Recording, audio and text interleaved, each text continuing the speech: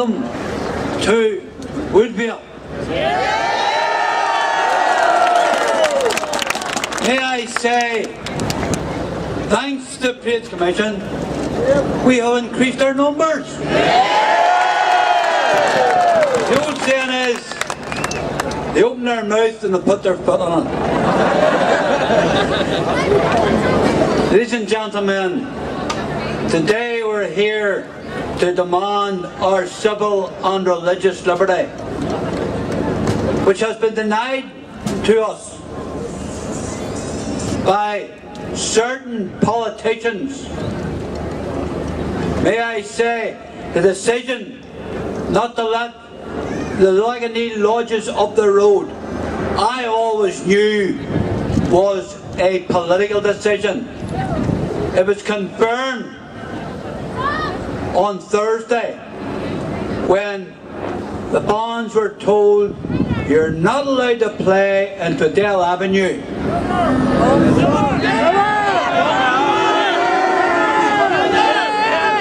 I agree with you, all right. I'm only stating the facts. It's not happening. The Secretary of State told me the Parades Commission is free of political interference. I don't believe that, and I'm sure you don't believe it. At the behest of the Dublin government, they stopped our lodges returning home on the 12th of July. Again, they have denied us our rights in Tudale Avenue. Again, a political decision. Now, people tell me it's democracy. I never thought it was democracy. I tell you what it is. It is manufactured democracy. And manufactured democracy doesn't work. And in time to come, it will prove that it does not work. On behalf of West Belfast UPRG, we would like to take this opportunity to welcome the Unionist and Loyalist family to the Woodville Road on day 72 of our campaign to return our Ligonier brethren and bandsmen home. It is both an honour and a privilege to address you all today and reaffirm our total commitment to this campaign. But let us not lose sight of the reasons why we are here today. The threat of Republican violence has been often overplayed by the self-righteous and often arrogant attitude of Sinn Féin and SDLP politicians. They have colluded with Matt Baggett, often described as a Sinn Féin apologist. The Secretary of State, the Northern Ireland Abbess and the totally discredited and unelected Parades Commission. They have conspired to remove our homeward 12th of July parade from the annual calendar, to appease violent Republicans and to shore up support for the shameless Shinners, whose support within their own community is under huge pressure from Republican elements, many of whom are indeed former Sinn Féin and Provincial IRA members. But let me say here and now that we are, as a united and unionist loyalist family, we are determined to face these people down. It's day 72 and we haven't gone away, you know.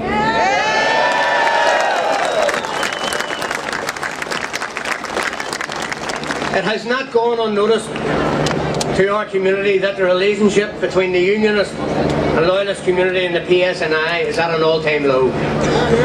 Let me say that the breakdown in communication falls squarely at the feet of Matt Baggett, Judith Gillespie and Will Kerr because of their policy of political policing, Republican appeasement and the demonisation of our community, which is clearly evidenced by the ongoing campaign to alienate peaceful protesters and the prosecution of those who stand up for their civil, religious and cultural beliefs.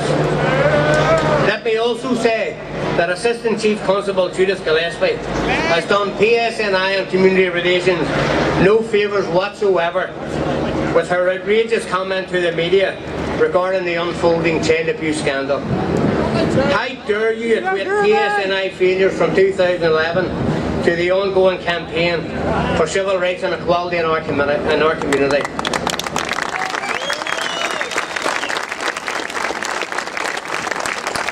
Shame on you, Judith, and your cheap political point scoring.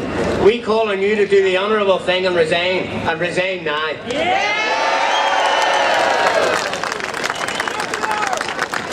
Let us now focus on the unelected, unrepresentative biased Quango that is the Parades Commission. Make no bones about it, it was their horrendous reward of Republican violence which has us here today as a united Unionist and Loyalist family. To your injury, to the insult they have already heaped on our community, these imbeciles in the Parades Commission have now decided, after 70 plus days, that it is now offensive to play Loyalist music in an exclusively Loyalist area. How ridiculous is this? Let me just finish by saying to this sectarian and anti-Protestant Quango, it is day 72 of our united campaign, and it is our determination, not yours, to remain here until the Parades Commission is rerouted to the history books.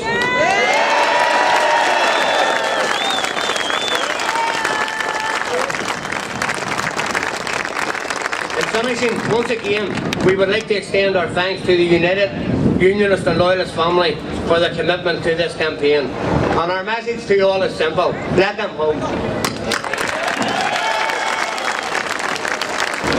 After hearing all about rewriting history and the Provost trying to airbrush things out, it's like asking the Germans to rewrite the history of the Second World War and omit the Holocaust. That's what it's like. What about T-Bone? What about the Mon? What about the Shangle Bowman? What about Enniskillen? What about Kingsmill? What about Darkley? Do you understand? Do they understand? Do they understand? I don't think they do. They killed our kids and said, and things will have to be mentioned. Ladies and gentlemen, thank you for all you have done here today. And I now ask you to stand for the Queen.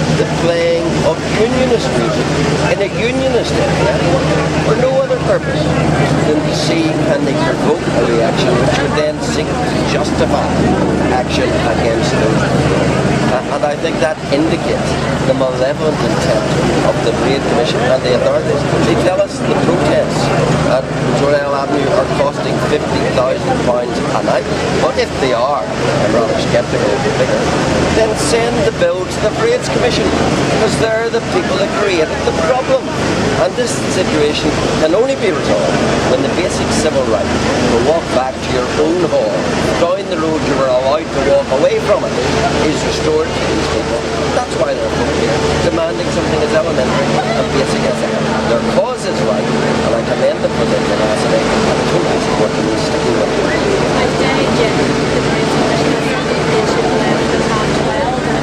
Another attempt by the Parades Commission to provoke not just controversy, but conflict.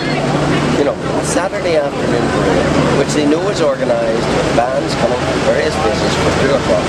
And what do? They can find nothing wrong with the parade. They can find nothing wrong with the route.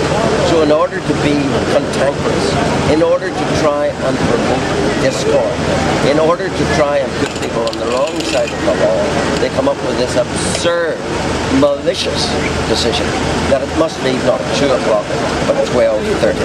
And that's just an attempt to intimidate people. It's an attempt to create conflict. There'll be no conflict. And it's a natural complement of what they've done in this road further up by their weeks of creating a situation which is all of their up for all of this Mr. Osborne and his cronies and their malicious intent towards the unionist people of North Belfast. And I'm very happy today. We've been here to support the oppressed unionist people of North Belfast. They are oppressed.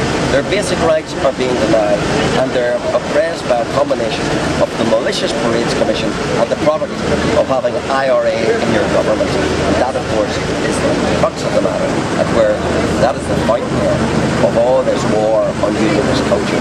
That's what it's coming from. Just finally, Jim, did the people taking part in today's parade do the right thing by defying that Parades Commission ruling? Well, I don't accept that Parades Commission ruling was one that was justifiable or valid. People were entitled to gather to protest in a freedom assembly at the City Hall, which they did, and then to make their way according to a legitimate parade.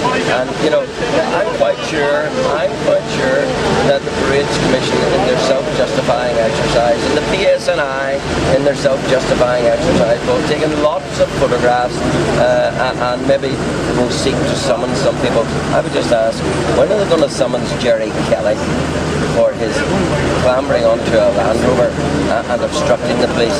When they do that, then it'll be time to look at people that walk a few minutes late up the road. I think this protest just happens to be about the North Belfast Loyalist but it's about the point of principle, and that principle is about free and religious liberty. And you know, those are things that's been enshrined in unions and loyalism, you know, since it happened.